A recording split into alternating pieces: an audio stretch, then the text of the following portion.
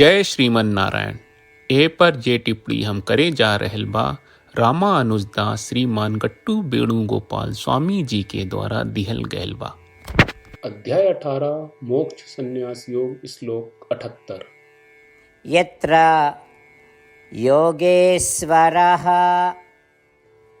कृष्णो यत्र पार्थो धनुर्धरः तत्र श्रीः विजयो भूतिः ध्रुवा नीतिः मतिर्मम। ओम।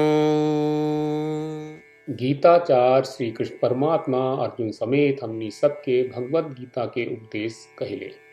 संजय पूरा भगवत गीता के धृतराष्ट्र के बखान कहेल और आपन स्पष्ट मत और महान आस्था के ई कह के व्यक्त कर रहल बाड़ी। हे धृतराष्ट्र, जहाँ योग के परम श्री कृष्ण जी मौजूद बाड़े और महान धुरंधर अर्जुन मौजूद बाड़े, वहाँ सौभाग्य, विजय, धन, बल, धर्म और महान नीत हमेशा मौजूद रहेला। ई हमार दृढ़ विश्वास बा। ई कहला के बाद संजय आगे बतावत बाड़ी कि जे श्री कृष्ण परमात्मा के मन में ध्यान करी और अर्जुन निहन श्रीमद् भगवत गीता के पढ़ी, सुनी और ध्यान करी, ऊ धन, विजय और शक्ति के प्राप्त करी और धर्म यज्ञ जीवन व्यतीत करी। ई कहकर ई उनकर अत्यंत विश्वासपूर्ण मत बा। इतने ना, संजय ऊ हवे जे व्यास के दिल दिव्य शक्ति के माध्यम से श्री कृष्ण परमात्मा से सीधे भगवत गीता सुन ले रहले, उन्हें सीधा सीधा श्री कृष्ण परमात्मा के सार्वभौमिक रूप के देख ले रहे। ई संजय आपन राय और बड़न विश्वास व्यक्त करत बाड़न की भगवत गीता के पढ़ना, सुनना और मनन कहला से अद्भुत परिणाम मिलेला। यही से हमनी के रोज भगवत गीता से अधिक श्लोक पाठ आ सुनल जाए। अपना के धार्मिक जीवन जिए खातिर तैयार करी जा। धन, सफलता और समृद्धि जैसन सगरी बड़न लाभ के प्राप्त करी जा। हर कर्म के श्रीमन नारायण की सेवा मानत रही जा। श्रीमन नारायण के प्राप्त के अपन जीवन के उद्देश्य बनाई और खाली श्रीमन नारायण के शरण लेके संजय की बात के श्लोक के रूप में दोहरावे के कोशिश करी जा। यत्र योगेश्वरः कृष्णो यत्र पार्थो धनुर्धरः तत्र श्रीर्विजयो भूतिः ध्रुवा नीतिः मतिर्मम। श्रीमद् भगवत गीता का पूरा सार श्री कृष्ण परमात्मा ने अध्याय 18 के श्लोक 65 से 70 में 8 काम करे खातिर देले बाड़े। श्री कृष्ण कहले, हम ओ लोगन से प्रेम करनी जो लोग इन 8 बातन के मान तारे। हम ओ भक्तन के हर तरह से रक्षा करब। श्री कृष्ण परमात्मा के द्वारा बोलल गईल संपूर्ण भगवत गीता सुनला के बाद अर्जुन कहले, करिष्ये वचनम त्वा, जेके मतलब बा, कृष्ण मैं वही करब जौन आप कही। यही कारण बा श्री कृष्ण अर्जुन के हर तरह के सफलता आ विजय प्रदान करेले। आई परमात्मा के आपन व्रत देई कि हमनी के ये 8 गौ कर्म के पालन करी जा। ई वचन परमात्मा के देवे से बड़न कौनो पूजा, तपस्या, यज्ञ नहीं। हम 8 प्रण कहब जौन हमनी के करे के चाहिए। आप सब कृपया इन्हन के आपन दिमाग और दिल में सोची। श्री कृष्ण के आपन वचन देवे के ई तरीका में हमनी सबकी कल्पना करे के चाहिए कि श्री कृष्ण का चेहरा खुशी से चमकत बा और खुशी के एहसास करत बा। जय श्रीमन नारायण। यहाँ हमनी के 8 वादा बा।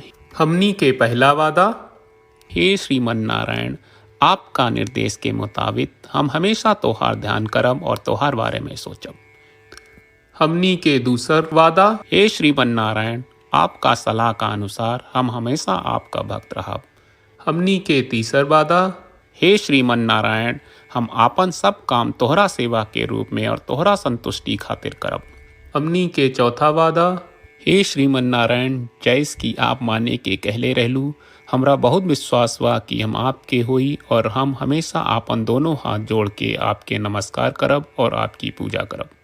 हमनी के पांचवा वादा, हे श्रीमन नारायण, हमरा के तोरा बात माम एकम शरणम ब्रज 1866 याद कहले, जहाँ आप हमरा के आपन का अर्पित करे का कहा। श्रीमन नारायण, मैं हमेशा तोहरे शरण में रहब।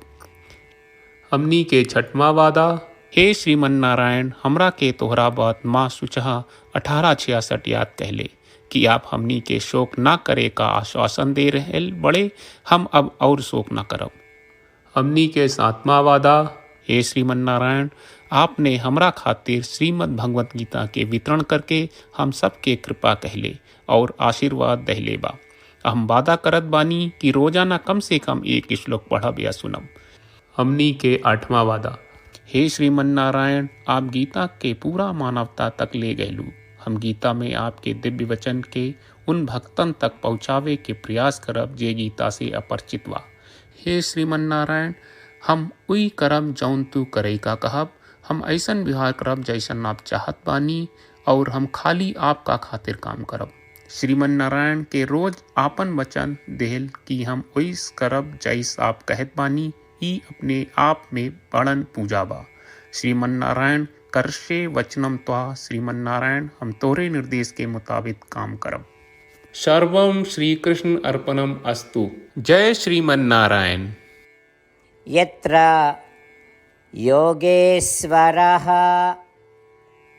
कृष्णो यत्र पार्थो धनुर्धरः तत्र श्रीः विजयो भूतिः ध्रुवा नीतिः मतिर्मम। ॐ यत्र योगेश्वरः कृष्णो यत्र पार्थो धनुर्धरः तत्र श्रीर्विजयो भूतिः ध्रुवा नीतिः मतिर्मम। जय श्रीमन नारायण। सब भक्त लोगों से विशेष अनुरोध बा, जीवन में हर चीज में हमनी के तत्कालिक और प्रभावशाली परिणाम की अपेक्षा रहेला। एकरा खातिर आइए रोजाना 1 मिनट के समय निकालल जाए और नारायण आश्रम पढ़ल जाए। नारायण आश्रम प्राप्त करे खातिर नारायण आश्रम वेबसाइट पर जाई जो www.narayanashram.org है और पंजीकरण में आपन नाम और ईमेल दर्ज करी। आपके द्वारा प्रदान कईल गई ईमेल पर आपका एक नारायण आश्रम PDF प्राप्त हुई। PDF में एक रामायण श्लोक, एक गीता श्लोक और एक विष्णु नामम बा। ये तीनों के मिल के नारायण आश्रम कहल जाला। हर व्यक्ति के ये श्लोक के अलग अलग संयोजन मिलेला। जब हर कोई 24,000 भक्तन के साथ रोजाना आपन नारायण आश्रम पढ़त आ सुनत बा ता हर दिन संपूर्ण रामायण का 1 दौर, श्रीमद् भगवत गीता पारायण के 33 दौर और श्री विष्णु सहस्त्रनाम स्तोत्र पारायण के 24 दौर प्रतिदिन पूरा होएला। ई एक बहुत ही उल्लेखनीय और विलक्षण परिणाम बा जौन हर एक दिन ऐसकरे से निकलेला। ई कारण बा कि आप और आपके परिवार के सदस्य तुरते जाके आपन नारायण आश्रम प्राप्त करी। जय श्रीमन नारायण।